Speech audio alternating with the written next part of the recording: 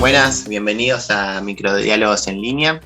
Les habla Uriel, de Ayomer Hatzair, y tenemos acá el placer de estar con Andy Fabur, rabino humanista, laico.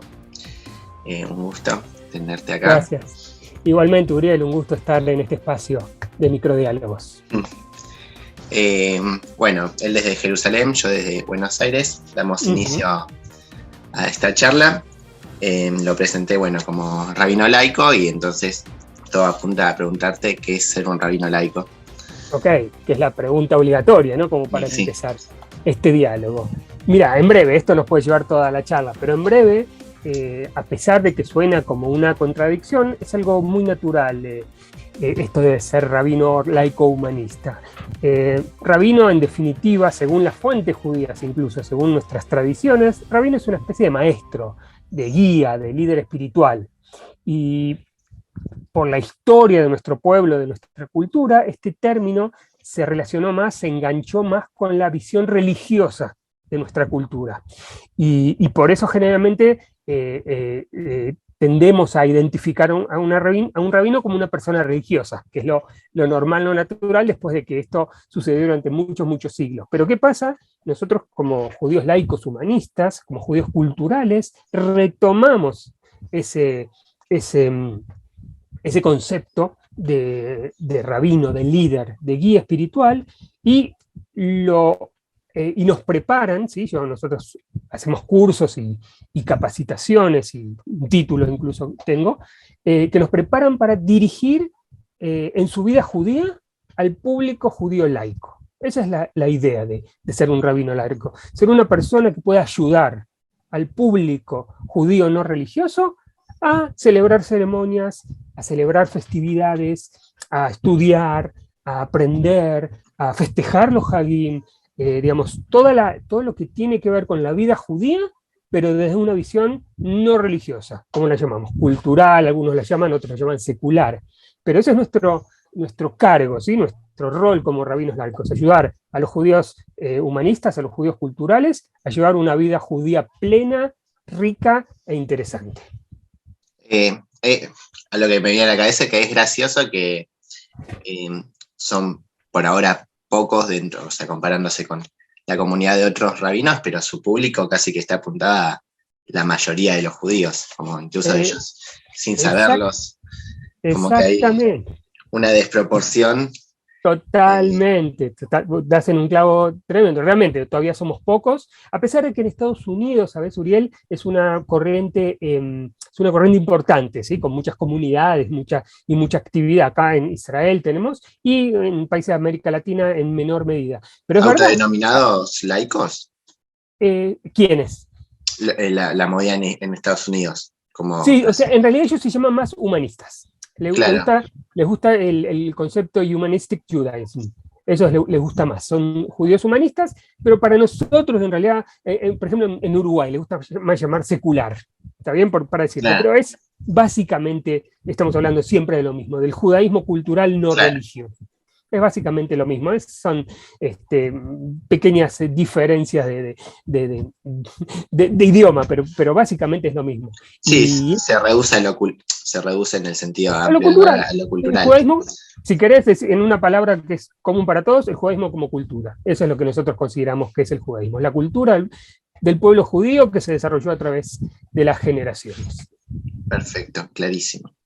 La siguiente pregunta que me gustaría hacerte es: ¿qué lugar ocupan las fuentes judías clásicas para un rabino laico? Exacto. Para nosotros ocupan un lugar importantísimo. Importantísimo. ¿Por qué? Porque son las fuentes primarias, clásicas, como dijiste bien, básicas de nuestra cultura.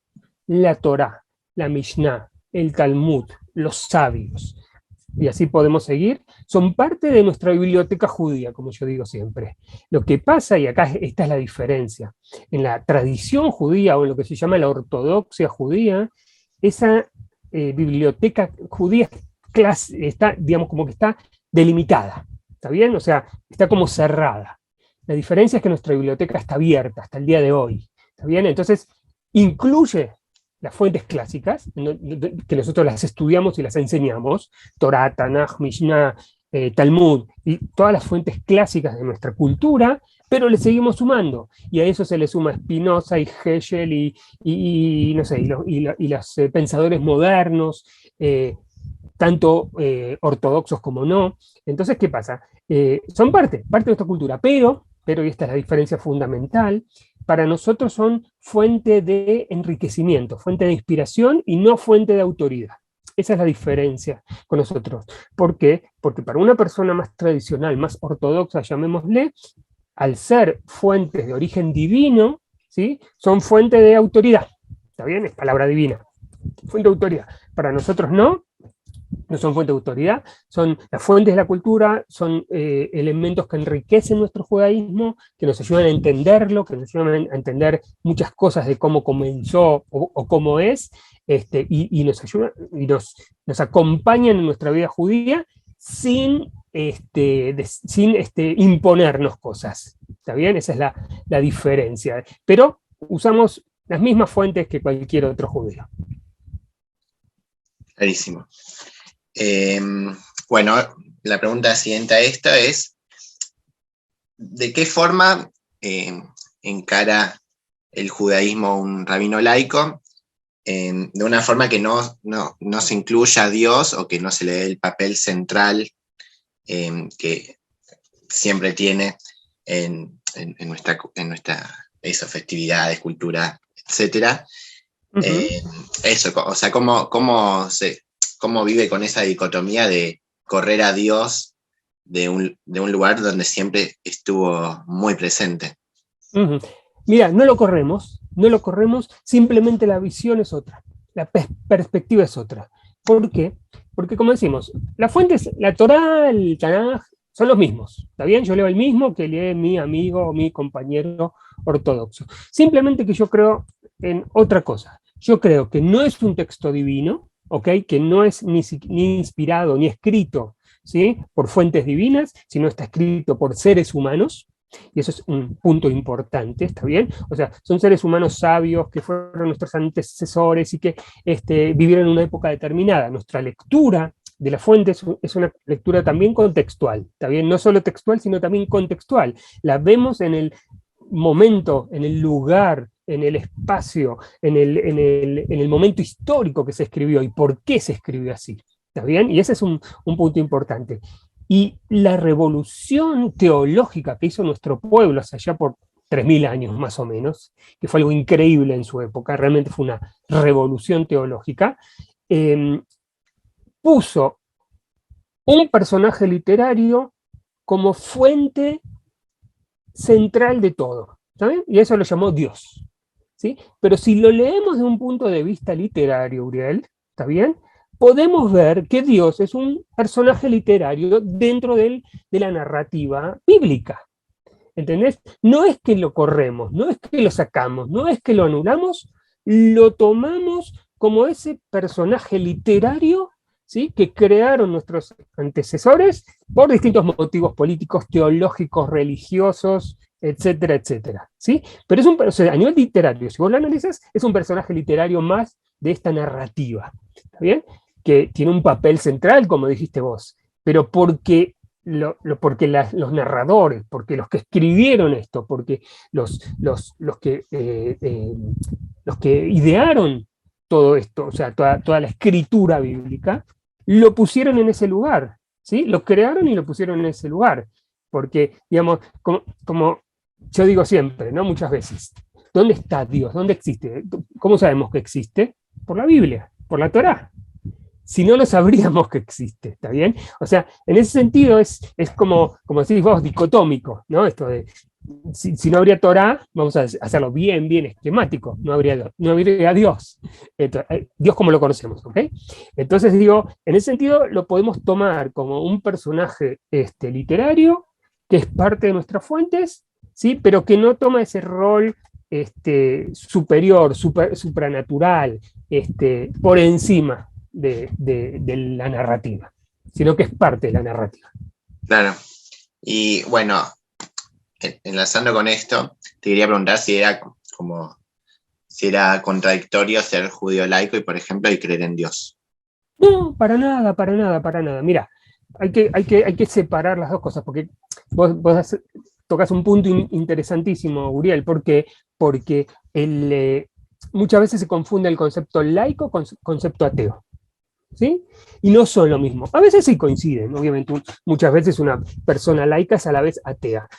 Y lo voy a hacer muy esquemático, ¿sí? Laico significa no religioso. Vamos a ponerlo así. ¿Está bien? O sea, una persona judía laica es una persona no religiosa. Aparte puede ser ateo o aparte puede creer en Dios. No hay ninguna contradicción. Lo que pasa es que hay una cosa, hay algo, el concepto de judío laico, cultural, como dijimos antes, es el concepto que nos une o que que tenemos como factor común entre vos, yo y otras personas, y lo que después cada uno crea es una creencia personal. Si yo creo en Dios o no, es cosa mía. Si vos crees en Dios o no, es cosa tuya. O sea, eso no es ya parte de lo que, ¿sí? De lo que nosotros buscamos o de lo que nosotros pretendemos.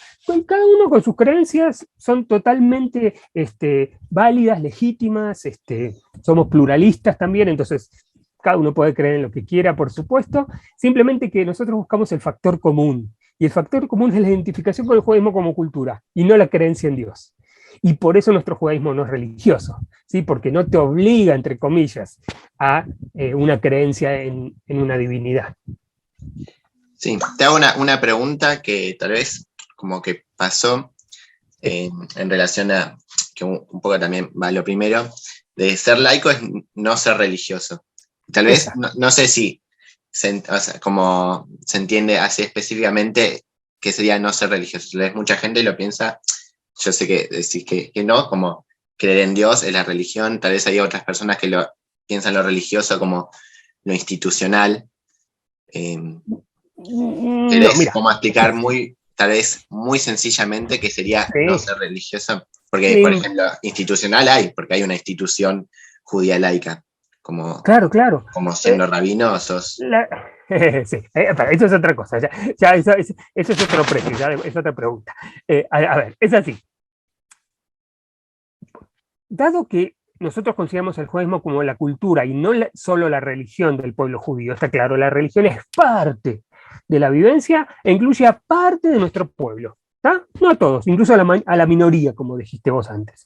¿Sí? O sea, no incluye. O sea, hay personas que viven su judaísmo de acuerdo al ritual judío, lo que se llamarían el seguir o respetar las mitzvot, los preceptos. ¿Está bien? Y eso significa ponerse tefilín, rezar, comer kasher, ¿sí? Y una serie de preceptos, de mandatos, ¿sí? Que te obligan. Una persona religiosa, y cuando digo religioso me voy más a la ortodoxia, ¿está bien? Es más que esquemático, es más fácil de definir simplemente. Una persona ortodoxa vive su judaísmo de acuerdo a las mitzvot, punto.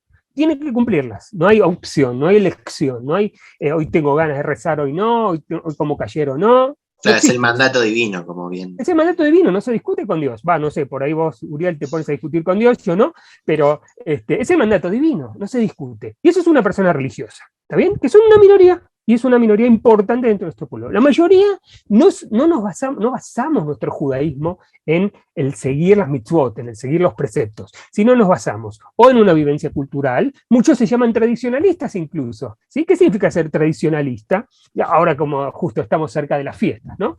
Una persona tradicionalista respeta las prohibiciones de Yom Kippur, digamos, por decir un ejemplo nada más. Perfecto, pero es solo ese día. ¿Está bien? Muchos judíos son judíos de fiestas, ¿sí? Tradicionalistas, que en el día a día no basan su vida en preceptos, en rezos, etcétera, ¿sí? Sino que eso y es muy válido y es muy legítimo eso, ¿está bien? Pero está dentro del marco de lo que llamamos tradicionalistas. Por eso digo, cuando hablamos de religiosos es el seguimiento estricto de las mitzvot, de los preceptos. ¿Está bien? La mayoría no hacemos eso. La mayoría de los judíos estamos en un espectro que va desde el laico, tradicionalista, conservador, reformista, ¿está bien? Que no vivimos nuestra vida de acuerdo a las mitzvot, ¿sí?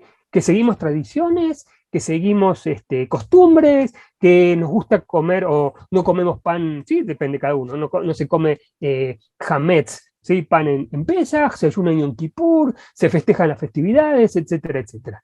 Pero, digamos, eso entra ya en otro parámetro, porque el estricto cumplimiento religioso, vamos a decir, es estricto, ¿sí? Yo a mí me cuesta por lo menos, pero cada uno decide, me cuesta decir que una persona se defina religiosa y no coma kasher, o no se ponga tefilín, ¿sí?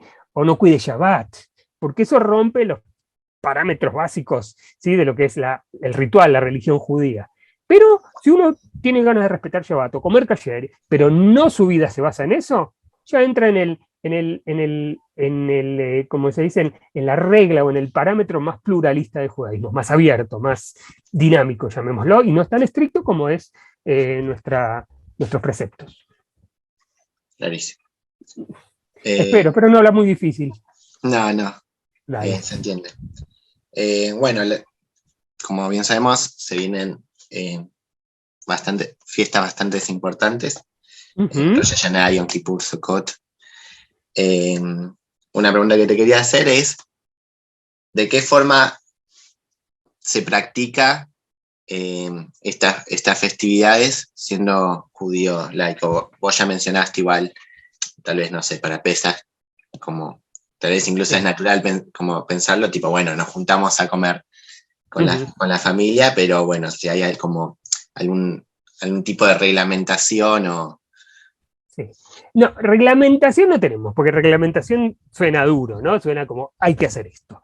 Mira, primero, y decís algo importante, a mí como judío laico no me satisface y no me llena la cena festiva, solamente, ¿está bien? Pues cena festiva hacemos en cualquier momento, ¿está bien? Cuando es tu cumple, cuando termina la facu, qué sé yo, siempre hay ocasiones para hacer cena festiva, pero estas son festividades judías particulares y que yo creo que tenemos que celebrarlas o festejarlas, ¿está bien? Más tradicional, menos tradicional, cada uno la festejará, pero acá tenemos que agregarle contenido. Los judíos laicos nos resignificamos las fiestas, ¿sí? O sea, le damos una significación más moderna, más actual, más relevante. Y nos basamos mucho en los contenidos. Justamente con Rosh Hashanah y Yom Kippur son difíciles porque tienen pocos contenidos. Porque si te fijas, Uriel, la mayoría de nuestras festividades tienen que ver con un evento histórico, con una alegría, con un desastre, con un evento, algo que estamos, una narrativa particular. Rosh Hashanah y Yom Kippur no tienen narrativa, son más difíciles todavía, ¿sí? Están llenas de rezos, eso sí, para una persona que es observante, como decimos, tiene básicamente su vivencia, es una vivencia de rezo religiosa, o en Yom Kippur, ¿no? de prohibiciones. Nosotros tenemos que esforzarnos más para celebrar esta fiesta. ¿Por qué? Porque le tenemos que buscar el significado humanista, tenemos que buscar realmente cómo celebrarlos y como dijiste vos, que no sea una cena nada más, ¿sí? Porque acá podemos cenar cualquier día. Vos y yo nos juntamos, yo voy a estar en Buenos Aires, nos juntamos y cenamos y está todo lindo. Pero eso no hace Rosh Hashanah, ¿sí? Rosh Hashanah hace este momento especial, ¿sí? Porque esto es importante, el judaísmo santifica los tiempos de Hagim o Shabbat son tiempos sagrados para el judaísmo. Y ese tiempo sagrado, ese tiempo especial, ese tiempo de festejo, lo tenemos que llenar con valores y contenidos. En este caso, para nosotros, con valores y contenidos laicos y humanistas, ¿sí? Que es bastante difícil. Justamente dentro de poco, la semana que viene, voy a estar en Buenos Aires presentando un mahzor que hice, ¿no? Una especie de guía de Rosh Hashanah y Yom Kippur, para que ayude a los judíos laicos y tradicionalistas que no basan, como dijimos antes, que no basan su vida en el ritual religioso, los ayude a celebrar en forma más significativa estos Hagim, que son bastante difíciles a nivel de contenidos, de valores, de narrativas, son complicados. Entonces, para eso hice un pequeño mahzor y con textos, incluso como dijiste antes, con textos bíblicos, con textos de nuestras fuentes, de la Torá, del Talmud, del Tanaj, traje al Kuchimón y traje muchas fuentes que son relevantes y que le podemos dar un significado moderno, actual, humanista, y que sea algo, como yo digo siempre, significativo, que salgamos del Hag mejor de lo que entramos. Bueno, yo por ejemplo, una pregunta que te quería hacer, si me podés spoilear un poco de este Mahzor. Dale. una duda que a mí me agarra específicamente con Yom Kippur, que obvio que siempre hay un perdón hacia el otro, o sea, si yo te hice daño, te pido un perdón, pero hay mucho de pedirle a Dios que te perdone, que te escriba, que te libere de todos esos pecados. Eh, Volvemos un poco a ese rol central que ocupa Dios, y bueno, en particular en Yom Kippur, que es un día muy sagrado para nosotros, o sea, si no es con Dios, ¿a quién le pido que me saque todo? Exacto, que me libere de mis pecados, ¿no? Claro.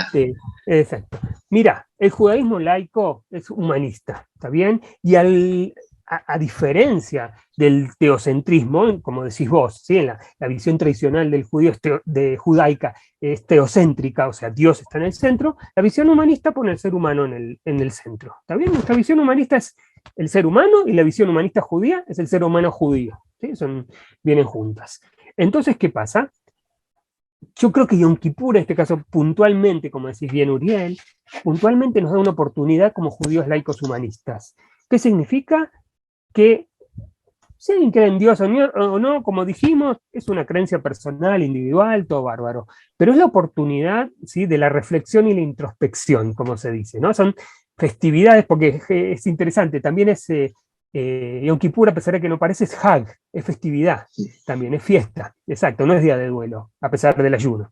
Entonces, digo, creo que es una linda oportunidad para la reflexión, para esto, para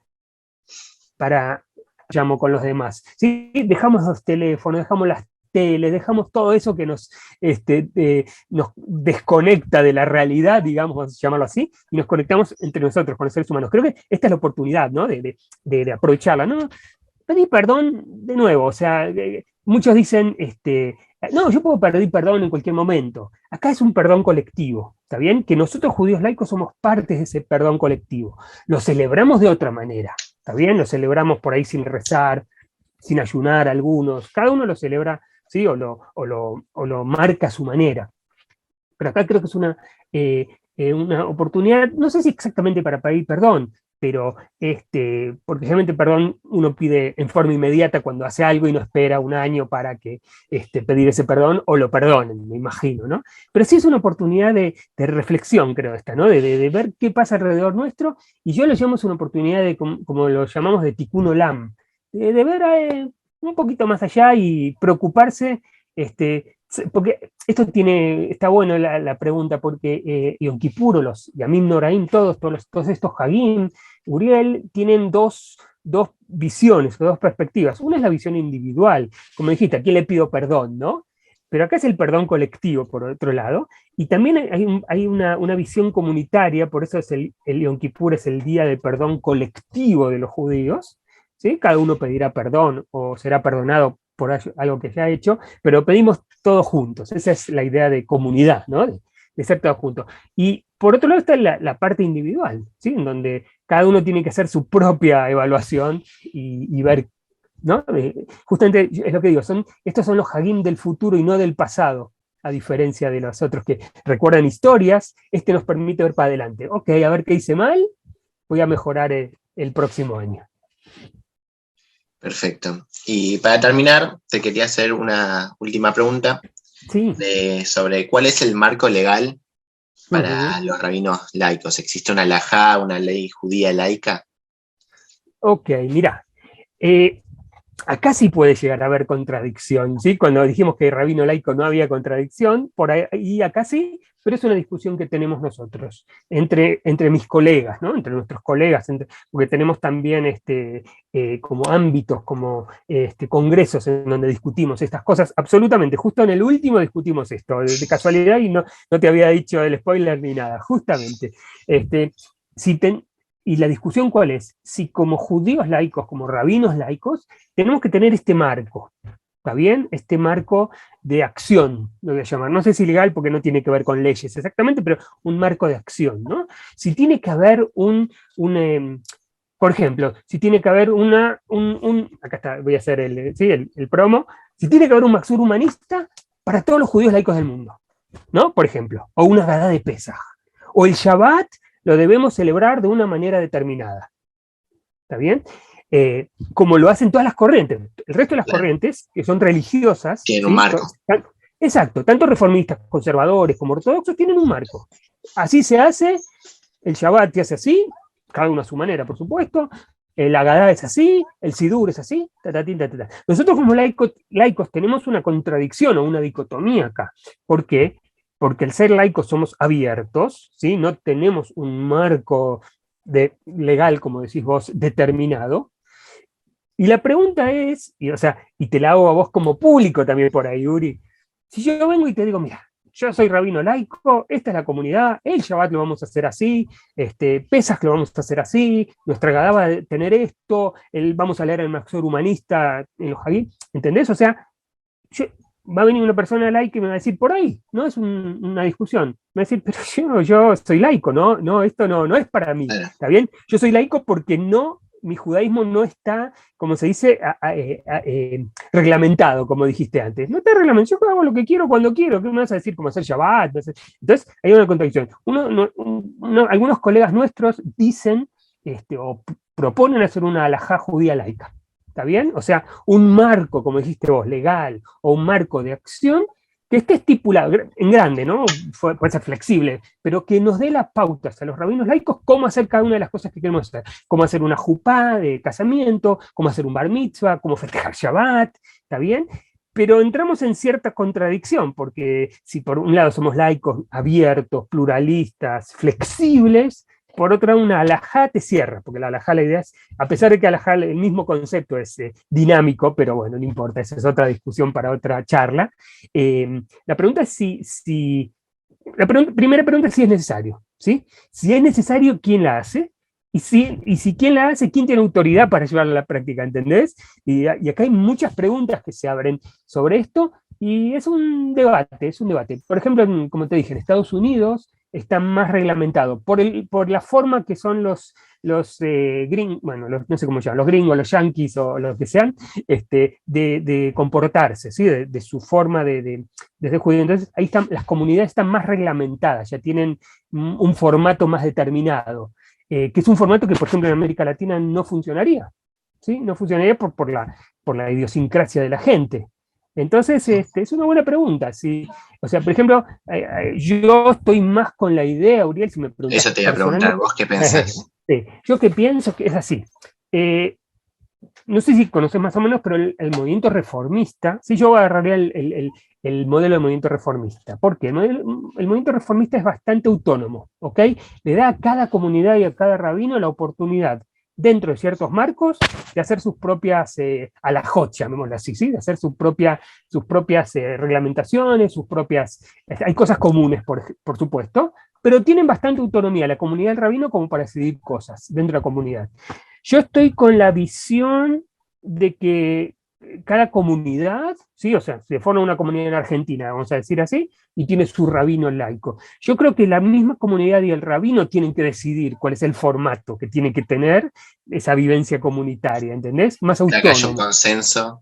Exactamente. Por ahí me decís, mira, hay una Gadá muy linda que hacen en Estados Unidos. Por decir, ¿no? Ah, bueno, vamos a traer eso. ¿Y Shabbat qué vamos a hacer? ¿Vamos a prender velas o no? Y bueno, vamos a decidirlo. ¿Y vamos a leer la Gadá o no? ¿O vamos a leer el Maxor? O sea, yo creo que va a pasar más por ahí, Uriel, me parece, por la idiosincrasia que tenemos, tanto como judíos laicos, como las particularidades geográficas, culturales que tiene cada comunidad.